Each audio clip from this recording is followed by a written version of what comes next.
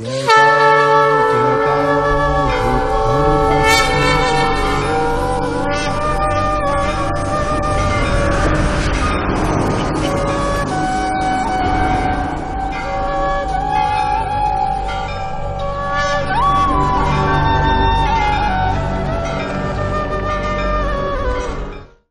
তো কোনো কিছুর অভাব নেই, তার এমন করে কাঁদবার কি দরকার ছিল? জয় নিতাই।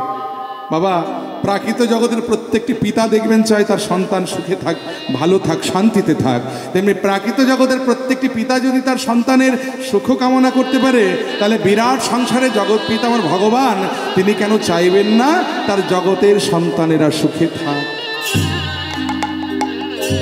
জগতের সন্তানেরা শান্তিতে থাক। তাই জগতের সুখের লাগি, জগতের শান্তির লাগি তিনি হরিনাম প্রেম জীবের দ্বারে দ্বারে সেধে যেচে দান করেছেন। হরি বল। ভাই রে ভাই, আমার গোরা গুণ, আমার গোরা গুণ কহনে না যায়, আমার গোরা গুণ কহনে না যায়।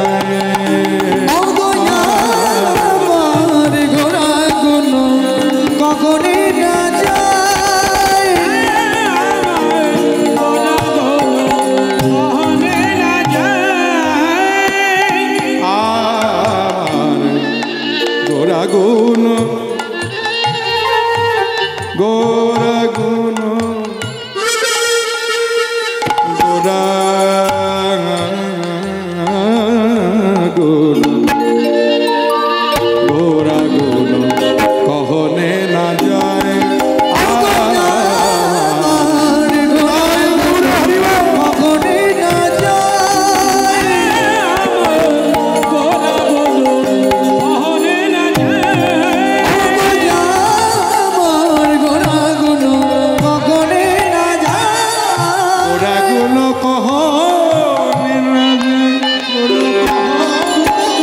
কহনে না যায় আমার গোরা গুণ, আমার গোরা গুণ, গোরা গুণ, গোরা গুণ কহনে না যায়।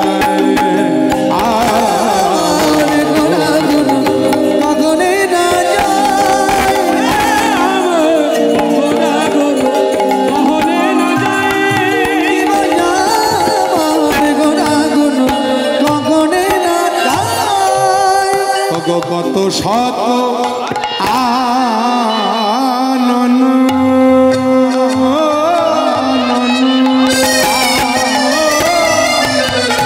কত চতুরা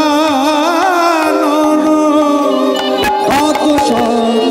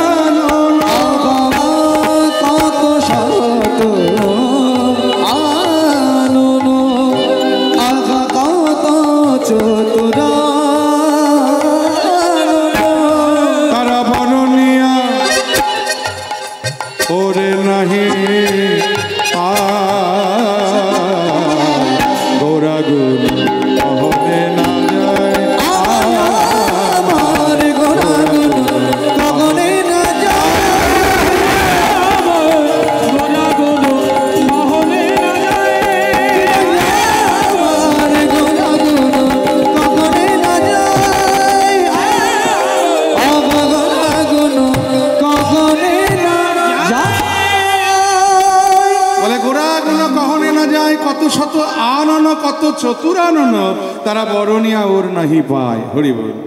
গৌরাঙ্গ গুণের কথা কি এক মুখে বলে শেষ করা যায় গো? বলে কত শত আনন কত চতুরানন, অর্থাৎ ব্রহ্মা চতুর্মুখে বলে শেষ করতে পারিনি, ভোলানাথ পঞ্চমুখে বলে শেষ করতে পারিনি, আমরা এক মুখে কতটুকু বলবো? কারণ বেদ বিদ্যা সরদর্শন জানতে, সে যদি আমার গৌরাঙ্গ নাহি ভজে, সে যদি আমার গৌরাঙ্গ নাহি ভজে। বেদ বিদ্যা সরদর্শন জানত, সে যদি আমার গৌরাঙ্গ নাহি ভজে, সে যদি আমার গৌরাঙ্গ নাহি ভজে। অগবৃথা তারে অধ্যায়ন, অগবৃথা তারে অধ্যায়ন, লোচন বিহীন জন। ওই দর্পণে অন্ধের কিবা কাজ, আহা দর্পণে অন্ধে কিবা কাজে। তারে আসা যাওয়া বিফল হলো, তারে আসা যাওয়া বিফল হলো। যেজন গবুর চিন্তা না করিল, ভাবে তার আসা যাওয়া বিফল হলো। কিবা গবুর চিন্তা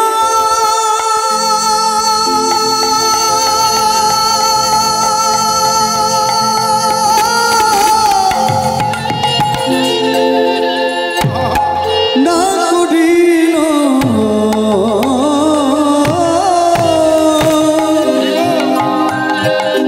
তারে আসা যাওয়া বিফল হলো।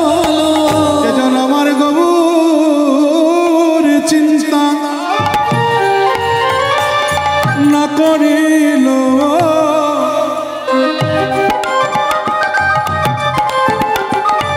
তারে আসা যাওয়া বিফল হলো। কিবা গৌর চিন্তা না করিল, আমার গবুর চরণে না ধরিল, এই জন গৌর চিন্তা না করিল। গবুর চরণে না ধরিল, গৌর চিন্তা না করিল, আমার গবুর চরণে না ধরিল, গৌর চিন্তা না করিল। গবুর প্রেমে না ভাসিল, গৌর চিন্তা না করিল, গবুরে বলে না কাঁদিল, গৌর চিন্তা না করিল। গবুরে বলে না কাঁদিল, গৌর চাই বলে না কাঁদিল, গৌর চিন্তা না করিল, বলে না কাঁদিল, গৌর চিন্তা না করিল। বলে না কাঁদিল। তারে আসা যাওয়া বিফল হলো। বেদ বিদ্যা দুহু নাহি জানত, সে যদি গৌরাঙ্গ করে সাধ, গৌরাঙ্গ করে ঠাকুর নয়নানন্দে ভরে, সেই সে সকলই জানে সর্বসিদ্ধি করতলে তাই, করতলে তাই। ভগ সর্বসিদ্ধি করতলে, আহা করতলে তাই, সর্বসিদ্ধি করতলে। করতলে তারে গো সর্বসিদ্ধি। করতলে, করতলে, ও সর্বসিদ্ধি করতলে, করতলে তারে গো সর্বসিদ্ধি করতলে, করতলে, করতলে, সর্বসিদ্ধি করতলে, আগা করতলে তারে গো সর্বসিদ্ধি। করতলে তারে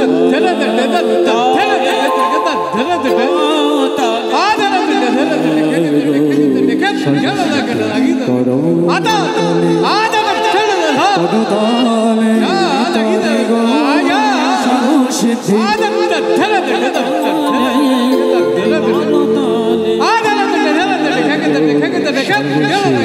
করো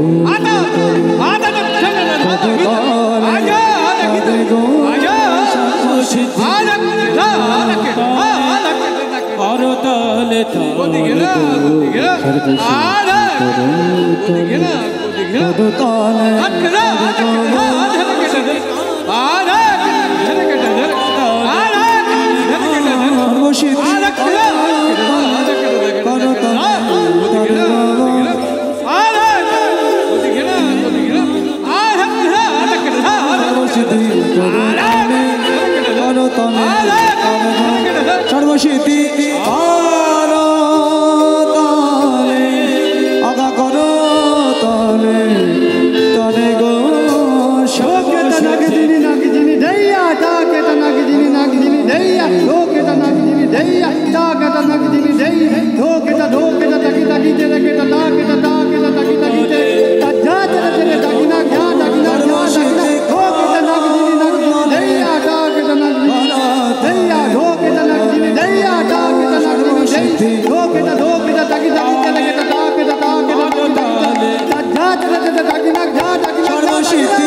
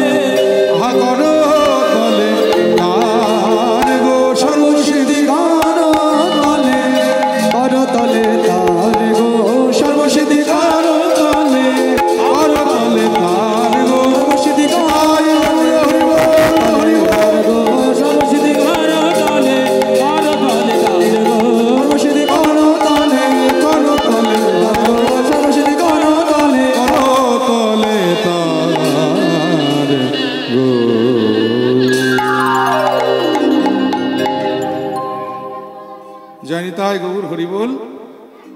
বৈকুণ্ঠ ধামে স্বয়ং ভগবান নারায়ণ তিনি অনন্ত শয্যায় শয়নে আছে। ক্ষীরোৎসায়নে অনন্ত শয্যায় শয়নে আছেন ভগবান নারায়ণ। মা লক্ষ্মী নারায়ণের চরণ সেবা করছে, আর ভগবান তার সৃষ্ট জগৎকে দেখছে, আনন্দে আত্মহারা হয়ে গেছে। আহা, কি অপূর্ব সৌভাগ্য, এ কি আনন্দ পরমানন্দ। দেখো রন্ধে রন্ধে করিছে খেলা, এ কি আনন্দ পরমানন্দ। রাতে রাতে করেছে খেলা, এ কি আনন্দ পরমানন্দ। রন্ধে রন্ধে করেছে খেলা, এ কি আনন্দ পরমানন্দ।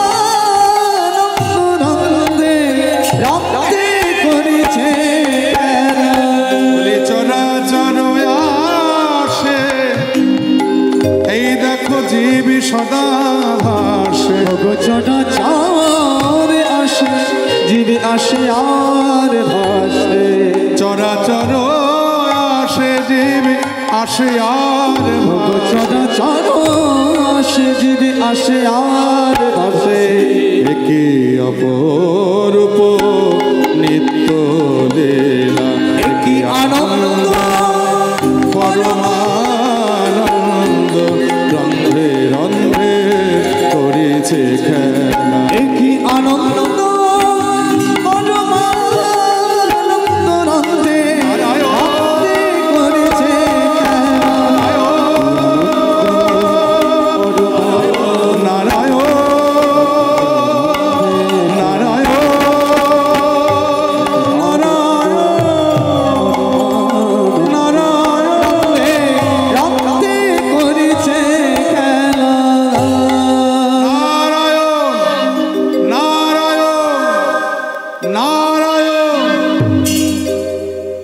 সেই নারদ তিনি হঠাৎ এই সময়ে বৈকুণ্ঠের দ্বারে এসে উপস্থিত।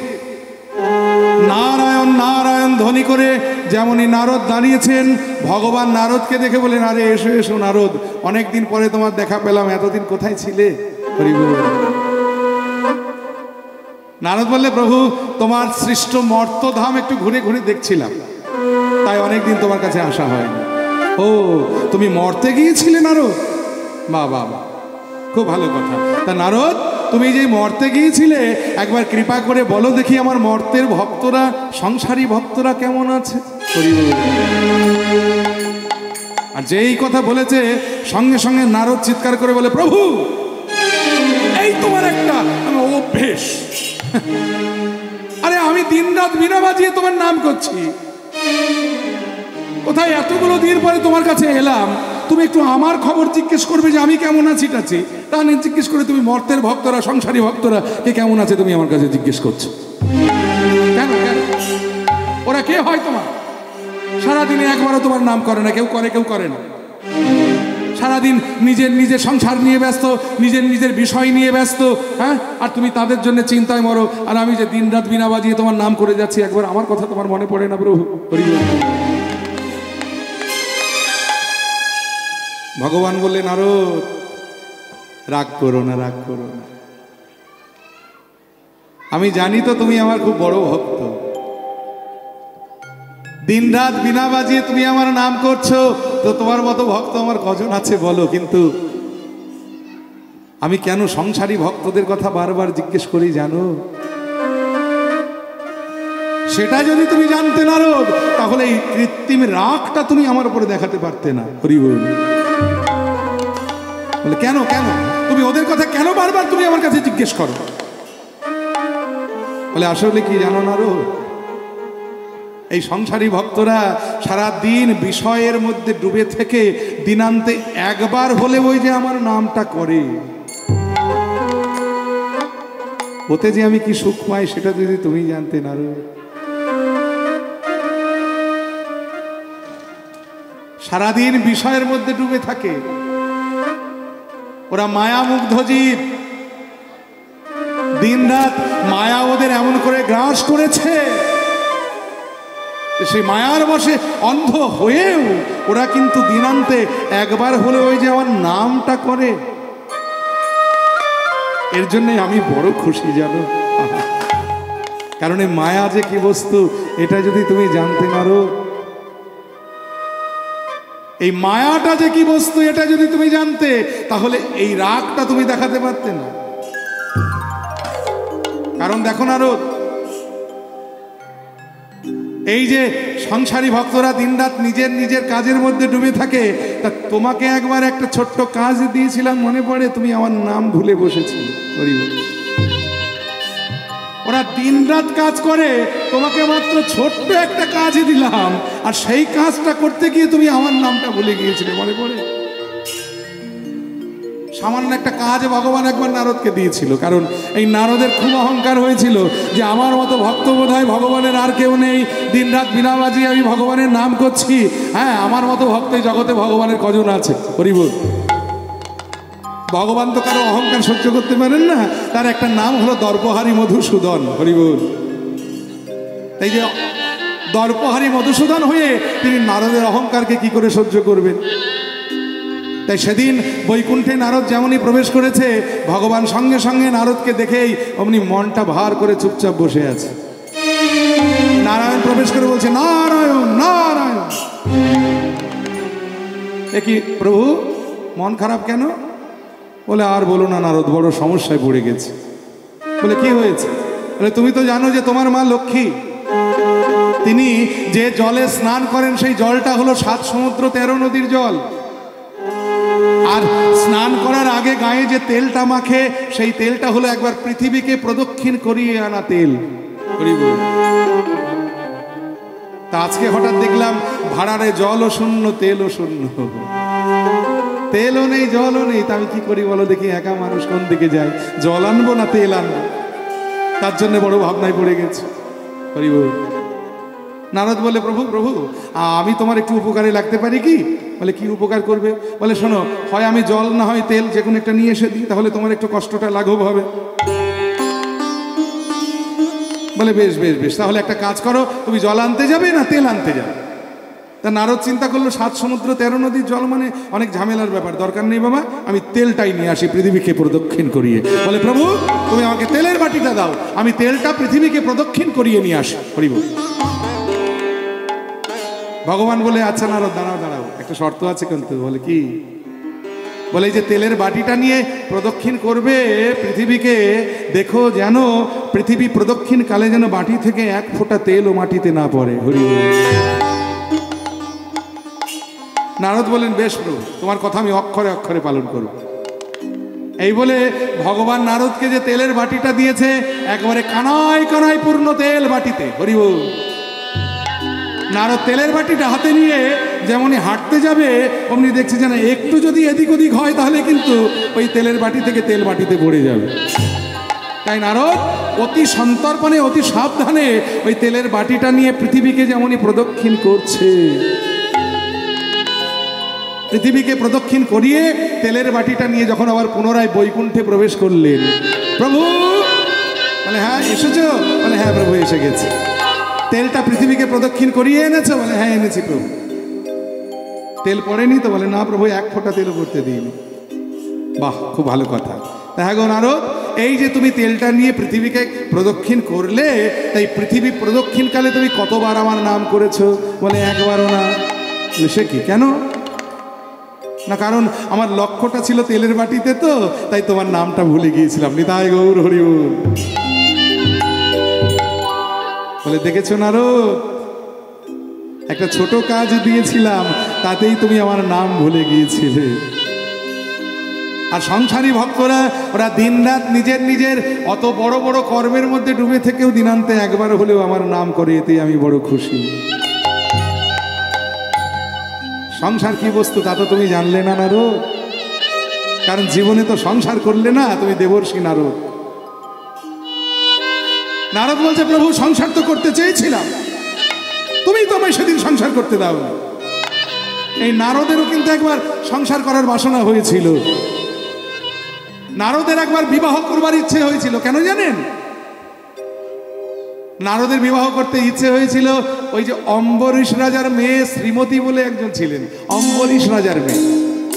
এই শ্রীমতীকে দেখে, তার রূপ গুণ দেখে অমনি নারদের খুব পছন্দ হয়ে গিয়েছিল। নারদ অম্বরীশ রাজাকে প্রস্তাব দিয়ে ফেলেছিলেন যে রাজামশাই, আপনার কন্যাকে আমি বিবাহ করতে প্রস্তুত আছি, যদি আপনি সম্প্রদান করেন। হরি বল। অম্বরীশ রাজা বলে ইস নারদ, কথাটা 2 দিন আগে বলতে পারলে না? বলে কেন? বলে মাত্র 2 দিন আগে পর্বত ঋষি, তোমার বন্ধু পর্বত ঋষি, সে শ্রীমতীকে বিবাহ করবার জন্য আমার কাছে প্রস্তাব দিয়ে গেছে। এখন আমি কি করি বলো দেখি? পর্বতকেও তো আমি কথা দিয়ে ফেলেছি, এখন তাহলে আমার করার উপায়টা কি আছে বলো? অম্বরীশ রাজা মনে মনে চিন্তা করলেন, পাত্র হিসাবে পর্বতও খারাপ নয়, আবার নারদও কম যায় না, কিন্তু কাকে বেছে নেব এখন? তো মনে মনে চিন্তা করলে তাহলে একটা কাজ করা যাক, স্বয়ম্বর সভার আয়োজন করা যাক, সেখানে নারদ পর্বত সবাই থাকবে, আমার মেয়ে শ্রীমতী ভালোবেসে মানে পছন্দ করে যার গলায় মালা দেবে, সেই আমার মেয়ের যোগ্য স্বামী হবে। হরি বল। এই বলে নারদকে বলে নারদ, আমি একটা উপায় করতে পারি, সেটা হলো আমি একটা স্বয়ম্বর সভা ডাকতে পারি। তুমি যদি সেখানে আসো তাহলে হয়তো শ্রীমতী তোমায় পছন্দ করে তোমার গলায় মালা দিলে তাহলে তুমি আমার শ্রীমতীর বর হবে। হরি বল। তা নারদ বলেন ঠিক আছে রাজামশাই, ওতেই হবে। এই বলে নারদ আনন্দে আত্মহারা হয়ে একবারে ছুটতে ছুটতে বৈকুণ্ঠে নারায়ণের চরণে এসে উপস্থিত। নারায়ণ নারায়ণ। ভগবান তো অন্তর্যামী, তিনি বলছে এসো এসো নারদ, আমি তো জানতাম তুমি আসবে, বলো বলো বলো আগমনের হেতুটা কি? বলে প্রভু কোনোদিন তোমার কাছে কিচ্ছু চাইনি, আজকে তোমার কাছে একটা বাসনা আছে। জয় নিতাই। এই বাচ্চাগুলো কাদের গো? এই বাচ্চাগুলো কাদের? একটু একটু একটু সামলান না, কীর্তন আসলে এখন খেলাধুলা সামনে করলে হয় না, জানেন তো। ওদেরকে একটু সামনে রাখো, আর নাহলে ওইদিকে দূরে পাঠিয়ে দিন ওদের খেলতে। জয় নিতাই। ওদের দিকে তাকালেই কথা ভুল হয়ে যাবে তো আমার। হরে কৃষ্ণ। যাই হোক, কোথায় ছিলাম? এই দেখো ভগবান বলে নারদ বলো আগমনের হেতু কি? নারদ বলছে প্রভু জীবনে কোনোদিন তোমার কাছে কিচ্ছু চাইনি, আজকে একটা জিনিস চাইতে এসেছি। ভগবান বলে কি জিনিস চাইতে এসেছে বলো? বলে দেখো প্রভু, তুমি তো জানো যে আমি তোমার একনিষ্ঠ ভক্ত, দিনরাত বিনা বাজিয়ে তোমার নাম করি। ভেবেছিলাম জীবনে কোনোদিন বিবাহ করব না, আমি কুমার থেকে যাব, কিন্তু প্রভু ওই অম্বরীশ রাজার মেয়ে শ্রীমতীকে দেখে আমার একটু বিবাহ করার স্বাদ জেগেছে। এর জন্য তোমাকে একটু সাহায্য করতে হবে। বলে কি? বলে দেখো প্রভু, তোমার ভক্ত পর্বত ও দুদিন আগে অম্বরীশ রাজাকে প্রস্তাব দিয়ে এসেছে শ্রীমতীকে বিবাহ করবার জন্য। এখন আমিও তো প্রস্তাবটা দিয়েছি, অম্বরীশ রাজা এখন স্বয়ম্বর সভার আয়োজন করেছে, তা আমিও যাব, পর্বতও যাবে। এখন শ্রীমতী যদি আমার গলায় মালা না দিয়ে পর্বতের গলায় মালা দেয় তাহলে তো আমার বিয়ে করা হবে না। তো ভগবান বলেন আমায় কি করতে হবে? বলে বেশি কিছু নয়, তুমি শুধু স্বয়ম্বর সভাতে যখন পর্বত যাবে তখন পর্বতের মুখটা তুমি দয়া করে হনুমানের মতো করে দিও। হরি বল। কারণ একটা মানুষের, একটা ঋষির মুখ যদি হনুমানের মতো হয় তাহলে নিশ্চয়ই অত সুন্দরী একটা রাজকন্যা শ্রীমতী সেই হনুমানের মতো দেখতে একটা মানুষের গলায় মালা দেবে না। হরি বল। একটা ঋষির গলায় মালা দেবে না, মালাটা আমার ভাগ্যে জুড়বে। হরি বল। ভগবান একটা হাসি দিয়ে বললেন বাঞ্ছা কল্পতরু ভস্য। ঠিক আছে, আমার নাম যখন ভক্ত বাঞ্ছা কল্পতরু, আমি কথা দিলাম তোমার বাসনা পূর্ণ হোক। হরি বল। নারদ এবার আনন্দে নাচতে নাচতে বৈকুণ্ঠে ছেড়ে চলেছেন, কারণ নারদ মনে মনে চিন্তা করলেন আমার বিয়ে আর কেউ ঠেকাতে পারছে না। নারদ যে চলে গেলেন, কিছুক্ষণ পরে পর্বতে সে হাজির। ভগবান ভগবান বলে এসো এসো পর্বত এসো, আমি তোমার অপেক্ষায় আছি, কারণ আমি জানতাম তুমি আসবে। হরি বল। বলো আগমনের হেতু কি? বলে প্রভু নারদ বড্ড বাদ সেজেছে। বলে কিসে? বলে বিবাহ করব বলে মনে মনে স্থির করলাম, অম্বরীশ রাজার মেয়ে শ্রীমতীকে দেখে খুব পছন্দ হলো, প্রস্তাব দিয়ে এসেছি, বেটা নারদ গিয়ে বাদ সেজেছে। এখন রাজামশাই স্বয়ম্বর সভার আয়োজন করেছে, আমিও যাব, নারদও যাবে। তো শ্রীমতী যদি আমার গলায় মালা না দিয়ে এই নারদের গলায় মালা দেয়, বলে আমায় কি করতে হবে? বলে বেশি কিছু নয় প্রভু, তুমি দয়া করে স্বয়ম্বর সভাতে যখন নারদ যাবে, দয়া করে নারদের মুখটা তুমি একটু ভাল্লুকের মতো করে দিও। হরি বল। তো ভগবান বলেন বেশ, বাঞ্ছা কল্পতরু ভস্য, তোমার বাসনা পূর্ণ হোক। হরি বল।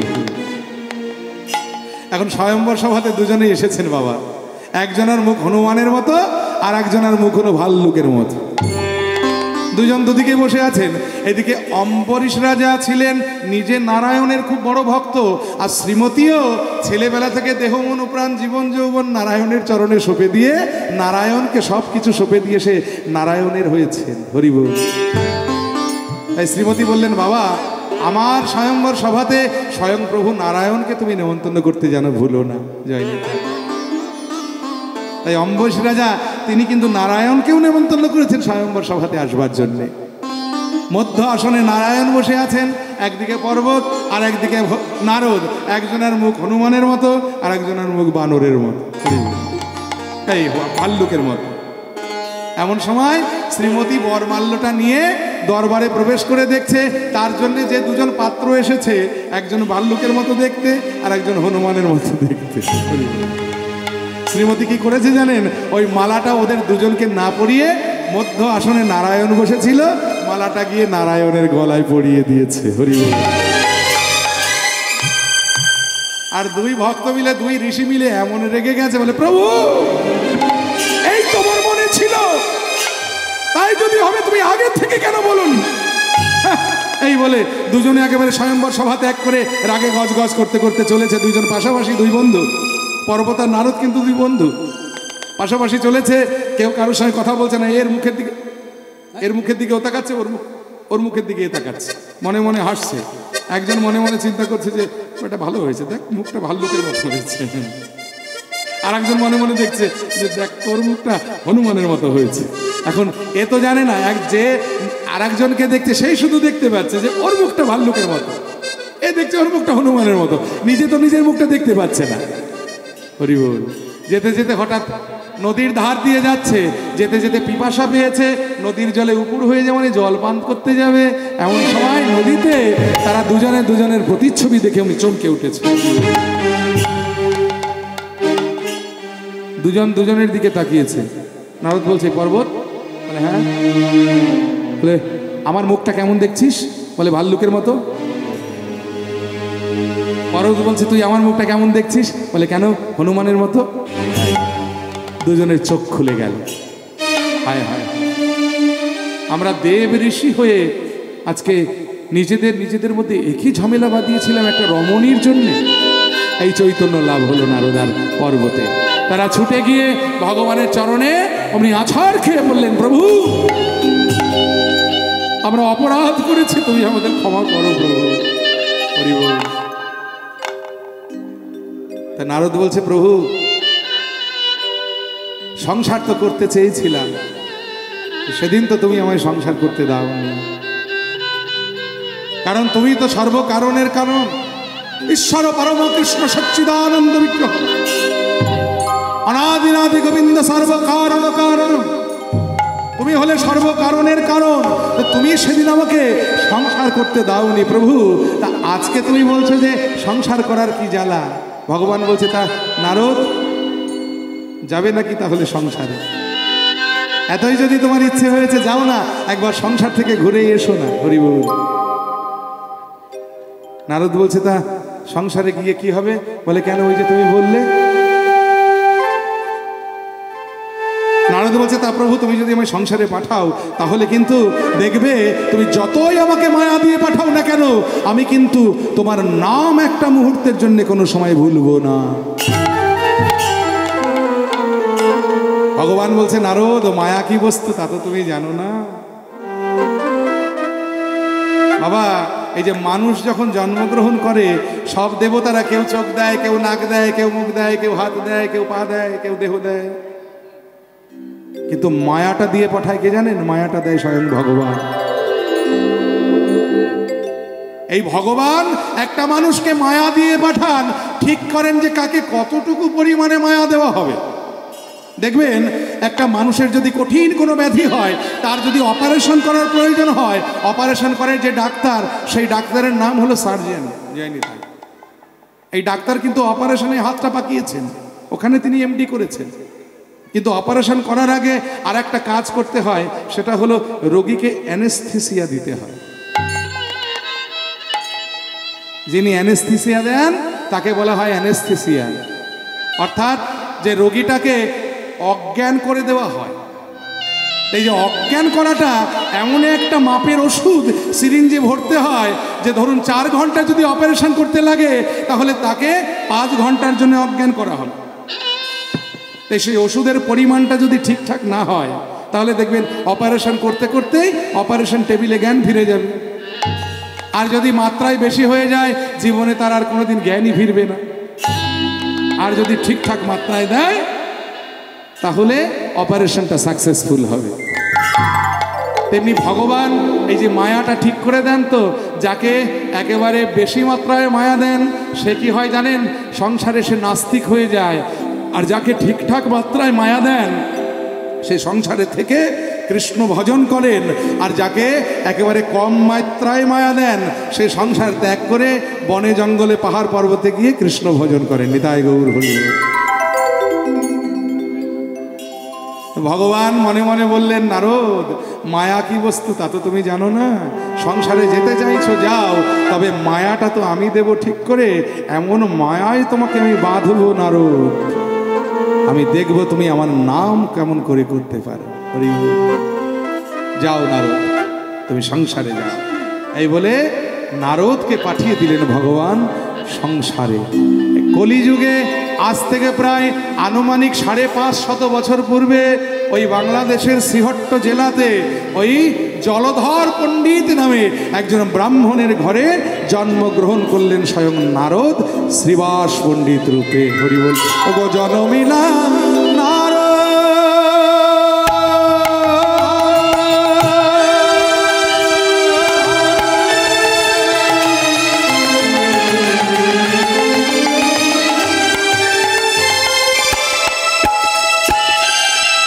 ব্রাহ্মণ কুলেতে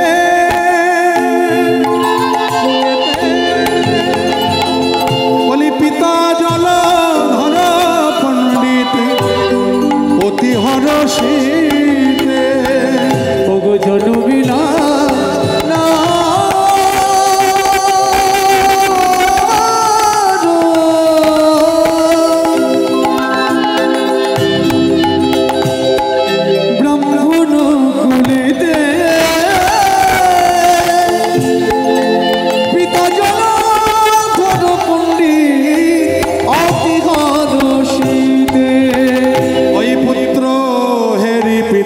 মাতার আনন্দ না ধরে, পুত্র মেরে পিতা মাতা আনন্দ না ধরে। এবার পাড়া প্রতিবেশী তারা জয়ধ্বনি করে,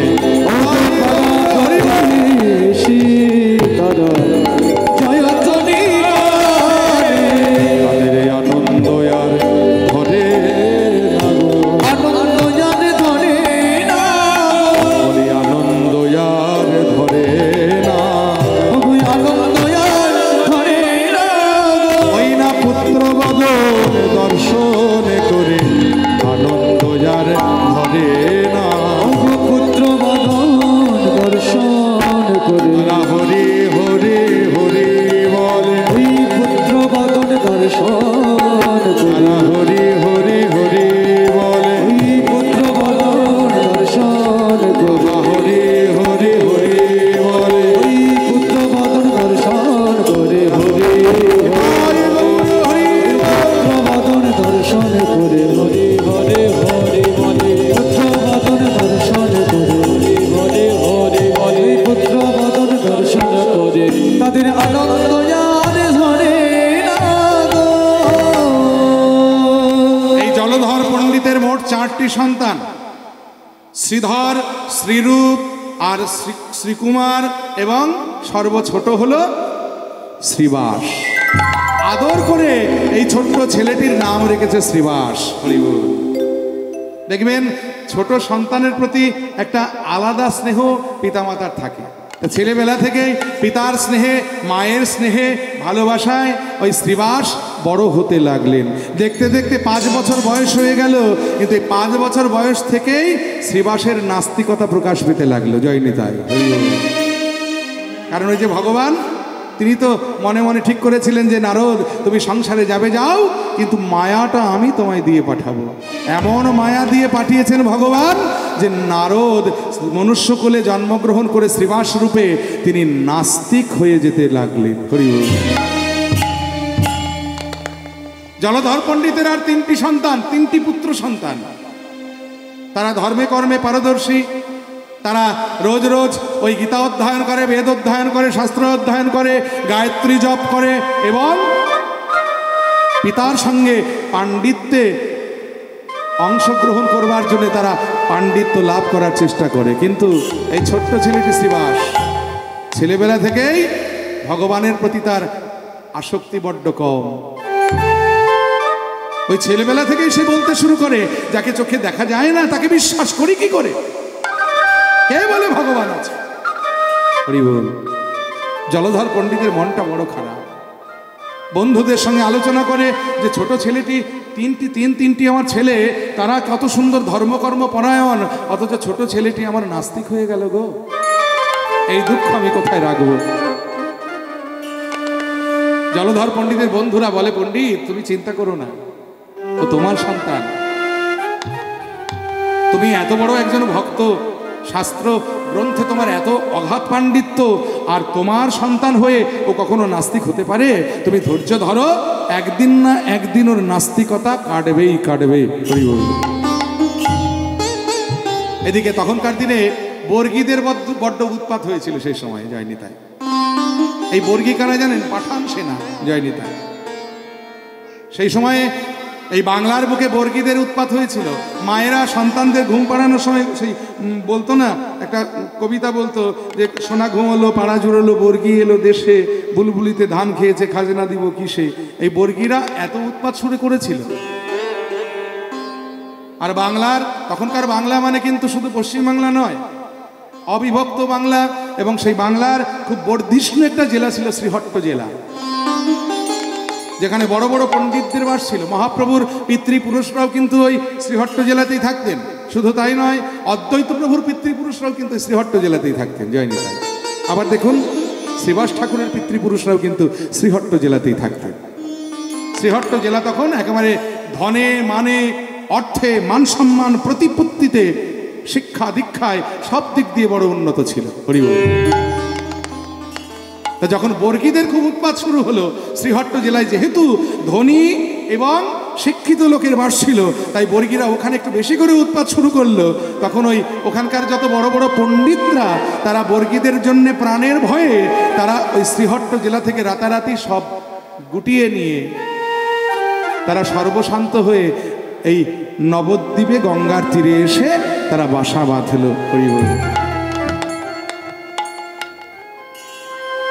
এবং নবদ্বীপকে খুব সমৃদ্ধ করে তুলল। জায়গাটার নাম হলো নবদ্বীপ। এই নবদ্বীপটা এমনই নবদ্বীপ, সবাই মিলে আনন্দে নবদ্বীপে চলে যেতে লাগলো। কেন জানেন? কারণ সবাই মিলে বলতে লাগলো, চলো নবদ্বীপে যাই, কৃষ্ণ গুণ গায়, কৃষ্ণ গুণ গাইলে সবার দুঃখ ঘুচে তাই, চলো নবদ্বীপে যাই, কৃষ্ণ গুণ গায়, কৃষ্ণ গুণ গাইলে সবার দুঃখ ঘুচে যায়। চলো নবদ্বীপে যাই, কৃষ্ণ গুণ গায়, কৃষ্ণ গুণ গাইলে সবার দুঃখ ঘুচে যায়। চলো নবদ্বীপে যাই, কৃষ্ণ গুণ গায়, কৃষ্ণ গুণ গাইলে সবার দুঃখ ঘুচে যায়। নবদ্বীপ গুপ্ত বৃন্দাবন, নবদ্বীপ গুপ্ত বৃন্দাবন, নবদ্বীপ গুপ্ত বৃন্দাবন, আনন্দে ভরবে সবার মন। এই নবদ্বীপ একটা নাম হলো গুপ্ত বৃন্দাবন। কেন জানেন? নবদ্বীপের নাম গুপ্ত বৃন্দাবন কেন জানেন বলো? তার কারণ হচ্ছে নবদ্বীপের সৃষ্টি তত্ত্বটা তাহলে আমাদের একটু জানার দরকার। নবদ্বীপ কিভাবে সৃষ্টি হলো? ভগবান তখন দ্বারকায় রাজা। এইখানেও কিন্তু নারদ জড়িয়ে আছে এই ঘটনার পেছনে।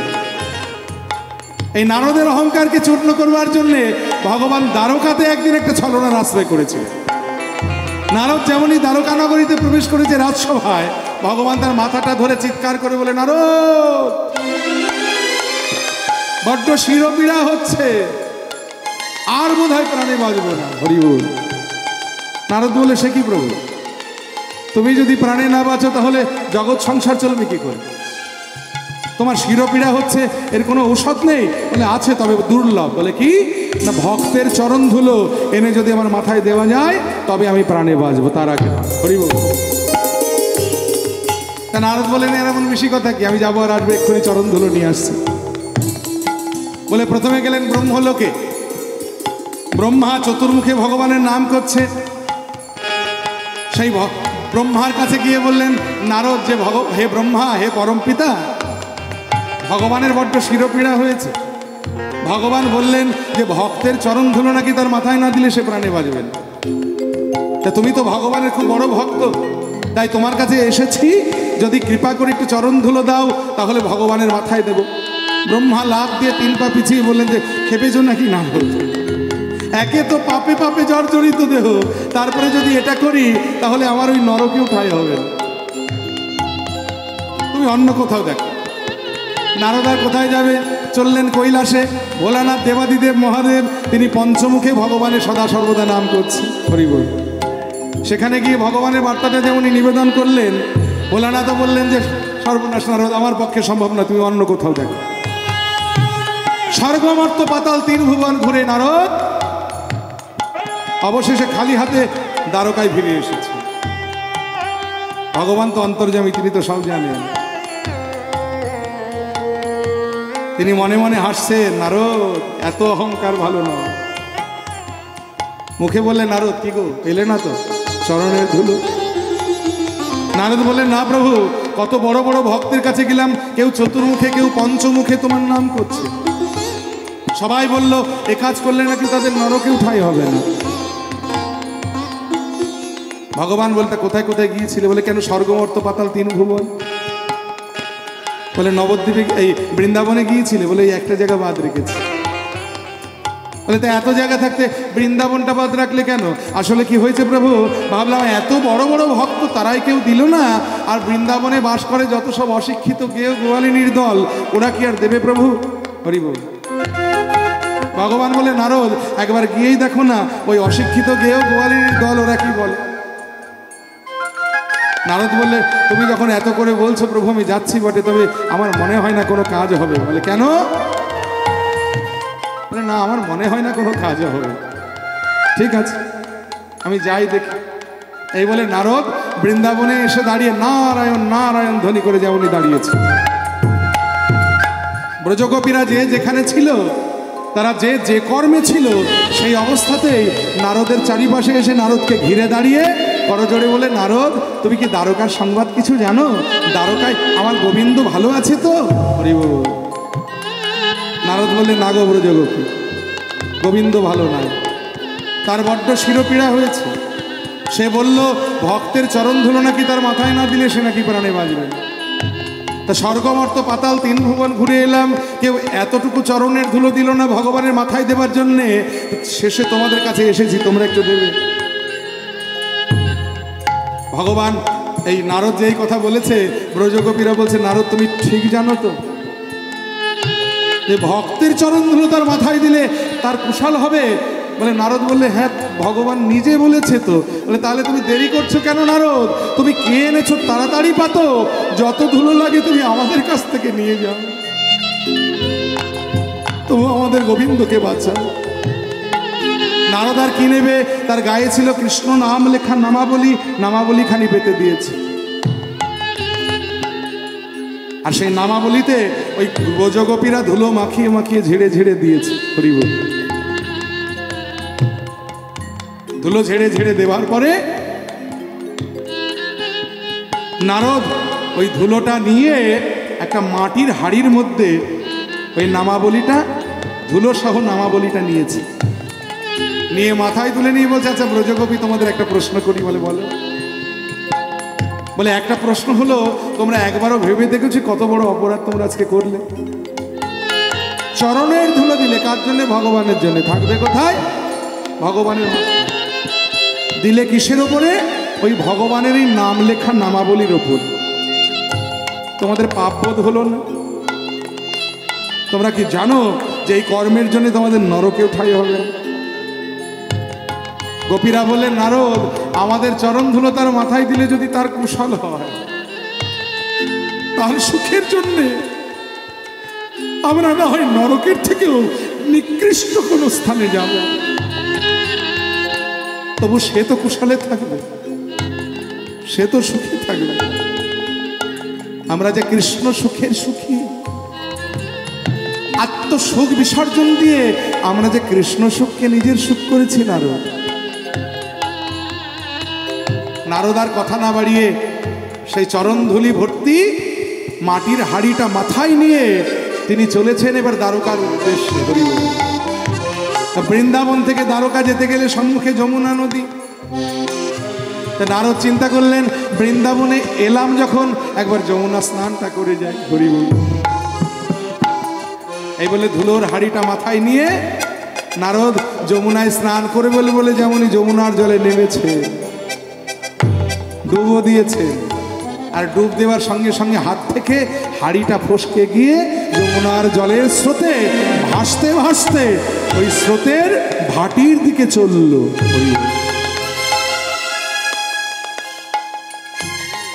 ভাটির দিকে যেমনই চলল,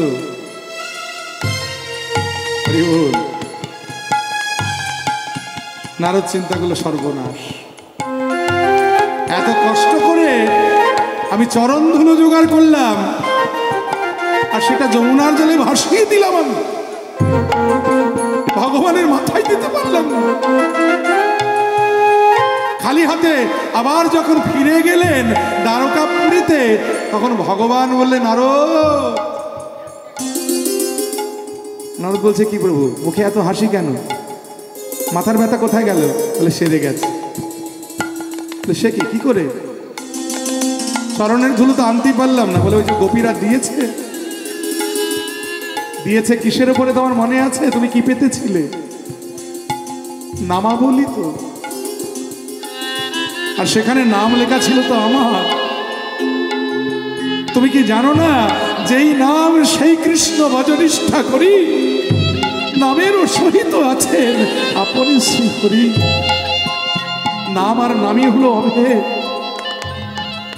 তাই নাম রূপে তো আমি নামাবলীতে ছিলাম, ওই ধুলোটা আমার মাথায় নেওয়া হয়ে গেছে। আরো আমার মাথার ব্যথা সেরে গেছে। তাহলে বুঝতে পারছো নারদ কতখানি ভালোবাসলে আমার ভক্ত হওয়া যায়।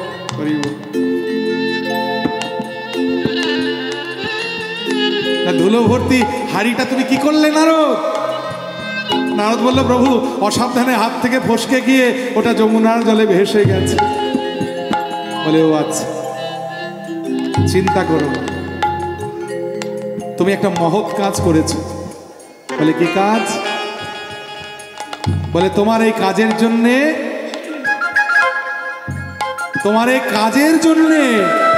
স্বর্গ মর্ত ত্রিভুবনের সবাই তোমাকে মনে রাখবে। কেন জানো? তুমি আবার একটা কলির যুগের জন্য গুপ্ত বৃন্দাবন সৃষ্টি করে দিয়েছে। বলে, কেন? বলে, ওই চরণধুলির হাড়িটা নবদ্বীপের কাছাকাছি, বর্তমানে যেটা নবদ্বীপ, সেখানে এসে ওটা উপুর হয়ে গিয়ে সমস্ত ধুলিগুলো গঙ্গা ওই জলে ভেসে গিয়ে, গঙ্গার জলে ভেসে গিয়ে 9টি ভাগে বিভক্ত হয়ে 9টা দ্বীপ সৃষ্টি করেছে। যেহেতু ব্রজগোপীর চরণধুলিতে সৃষ্ট 9টা দ্বীপ, তাই সেই নবদ্বীপকে একসাথে বলা হলো গুপ্ত বৃন্দাবন। তাই গৌর হরি বল, নবদ্বীপ গুপ্ত বৃন্দাবন, আনন্দে ভরবে সবার মন, হেথা তেতাব জ্বালা হয় না নাম করিলে শ্রবণ। গুপ্ত বৃন্দাবন, আনন্দে ভরবে সবার মন, তেতাব জ্বালা হয় না নাম করিলে শ্রবণ। গুপ্ত বৃন্দাবন, আনন্দে ভরবে সবার মন, হেথা ত্রিতাব জ্বালা হয় না নাম করিলে শ্রবণ। গুপ্ত বৃন্দাবন, আনন্দে ভরবে সবার মন, তেতাব জ্বালা হয় না নাম করিলে শ্রবণ। কৃষ্ণ প্রেমে হেথা কৃষ্ণ প্রেমে ডুবে দিলে ডুবে দিলে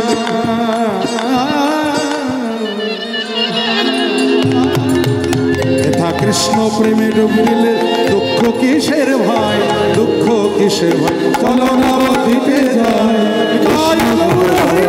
কৃষ্ণ গুণ গাইলে সবার দুঃখ ঘুচে যায়, নবদ্বীপে যায়।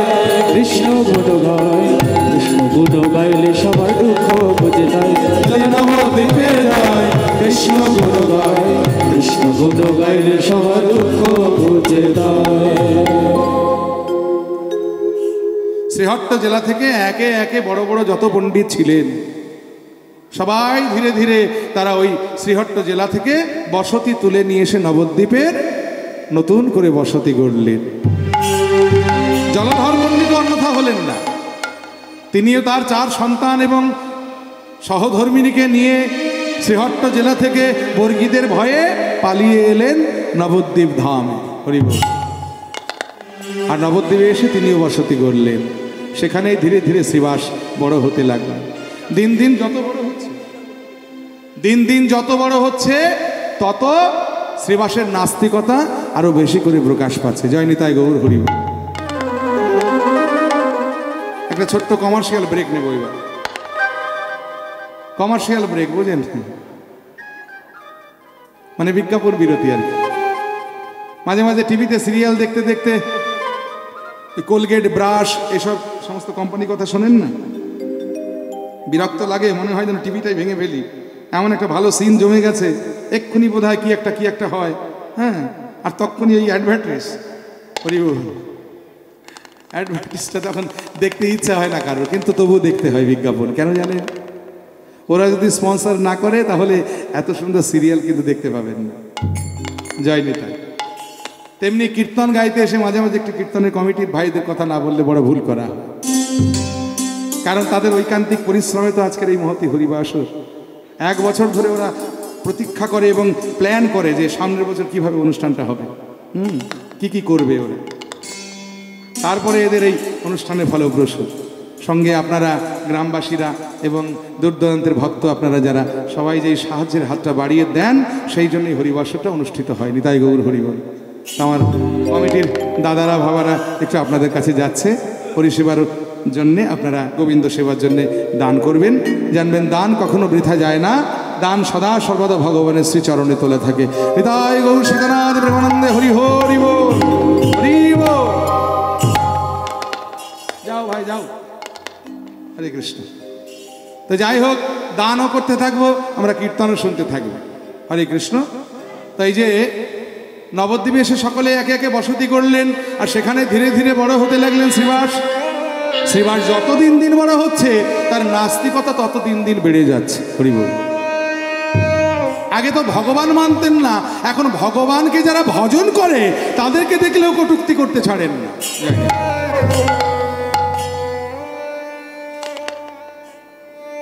একদিন শ্রীবাস ধীরে ধীরে বড় হতে লাগলেন।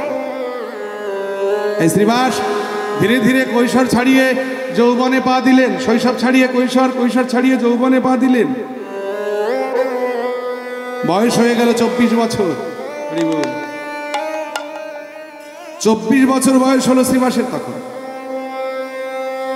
একদিন প্রাতকালে শ্রীবাস ঘর থেকে বেরিয়ে পথে দিয়ে হাঁটছে, এদিকে এক বৈষ্ণব ঠাকুর তিনি নবদ্বীপে পথের ধারে একটা বৃক্ষ হতে পুষ্প চয়ন করছেন আর ভগবানের গুণ কীর্তন করছে। ভগবানের মাধুর্য মণ্ডিত রূপ, সেই রূপের কথা আস্বাদন করছেন, আর